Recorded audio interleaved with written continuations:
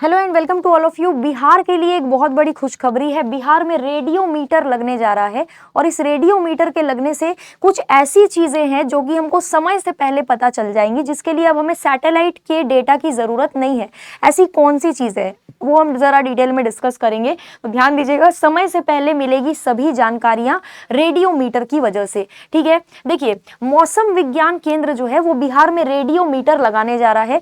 ये जो रेडियोमीटर होगा ना, ये मेनली बताएगा कि कौन से क्षेत्र में कितनी बारिश होगी। यानी कि जैसे ही बादल बनेंगे ना, बादल बनते साथ ये रेडियोमीटर बता देगा कि किस क्षेत्र में कितनी बारिश होने वाली है। आज तक ऐसा नहीं हुआ है। सैटेलाइट वगैरह के डेटा से ही हमको सारी की सारी जानकारियां मिलती है और मौसम विभाग हमको कई तरीके की जानकारियां देता है, लेकिन इतना एग्जैक्ट जानकारी नहीं मिलता कि बादल बनते ही हमें पता चल जाए कि कितनी बारिश कहाँ पर होने वाली है। रेडियोमीटर की वजह से ये जानकारी हमें मिल जाएगी।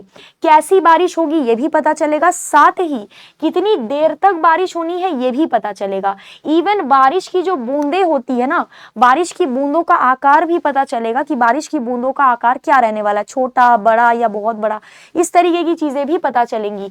इसकी जानकारी आसमान में बादल बनने के साथ ही पता चल जाएंगी। हवा में नमी की मात्रा कितनी है, बारिश की बूंदों का आकार क्या है, ये पता चलेगा। ये रेडियोमीटर हर चीज मापने में सक्षम होगा। 3 महीने के अंदर ये जो यंत्र है ये काम करने लग जाएगा, सिर्फ 3 महीने के अंदर, ठीक है। अच्छा, इसमें और क्या है, रेडियोमीटर हमारे एटमॉस्फेयर में जो तापमान है, पानी की जो मात्रा है, उन सभी चीज़ों को मापने लगेगा। अभी हम पूरी तरीके से सैटेलाइट पर डिपेंड है इन चीज़ों के लिए, मतलब इन चीज़ों के बारे में अगर हमें जानना है तो हम सैटेलाइट के डेटा का इंतजार करते हैं, लेकिन अब ऐसा नहीं होगा। रेडियोमीटर बारिश और हवा में जो नमी की मात्रा है उसको सटीक तरीके से बता सकेगा। इसके साथ बारिश का जो घनत्व है यानी डेंसिटी है रेनफॉल की, वो भी पता चलेगी।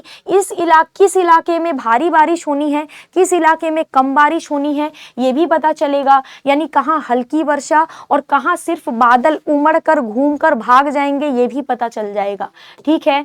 बारिश दूसरी जगह बरस कर चली जाएगी, उससे पहले ही, मतलब बारिश दूसरी जगह बरस चली गई, इसकी जानकारी पहले से पता चल जाएगी। यानी कि देखो, सिंपल सी चीज़ है, बारिश कहाँ होनी है, कहाँ नहीं होनी है, कहाँ सिर्फ बादल आएगा, ठहरेगा, निकल जाएगा, ये सब भी मालूम पड़ जाएगा। तो ये ना एक बहुत बड़ी उपलब्धि है बिहार के लिए भी और पूरे भारत के लिए भी। इस तरीके के जो यंत्र है या जो रेडियोमीटर है वो अगर लग गए तो हर चीज़ में हमें फ़ायदा है। हम लोग अभी वेदर फोरकास्ट चेक करते हैं तो कई बार वो गलत निकल जाता है। बताता है 7 बजे बारिश होगा, होता ही नहीं है। बताता है 6 बजे बारिश होगा, 5 बजे बारिश शुरू हो जाती है। बताता है कि थोड़ी देर बाद आसमान साफ हो जाएगा, होता ही नहीं है, बारिश होती चली जाती है। तो इन चीजों को लेकर के हम लोग को, डेटा को लेकर जो इशू होता है वो अब नहीं होगा, ठीक है। तो ये है रेडियोमीटर का काम जो कि बिहार में लगेगा। अब बिहार के भागलपुर, पूर्वी चंपारण और दरभंगा में लाइटनिंग सेंसर भी लगाए जाएंगे। भारत मौसम विभाग और इंडियन इंस्टीट्यूट ट्रॉपिकल पे ट्रोपोलॉजी के सहयोग से भागलपुर, पूर्वी चंपारण और दरभंगा में लाइटनिंग सेंटर लगने वाला है।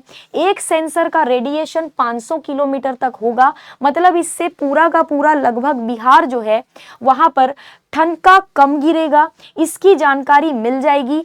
ठनका जो है कब गिरेगा इसकी जानकारी हमको मालूम पड़ जाएगी इस सेंसर की वजह से, जो आज तक नहीं हुआ है, ठीक है। अभी फिलहाल गया में लाइटनिंग सेंटर काम कर रहा है, गया वाला लाइटनिंग सेंटर अभी भी वर्किंग है, वो काम कर रहा है।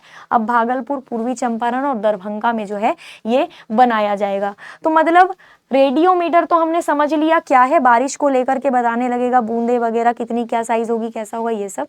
और सेंसर जो है उसके बारे में भी हमने डिस्कस कर लिया, बहुत ही शॉर्ट में हमने डिस्कस कर लिया है। आई होप आपको समझ में आया होगा। बाकी आगे जो भी अपडेट आएगा वो भी डिस्कस करेंगे। आज के लिए इतना ही। Thank you so much.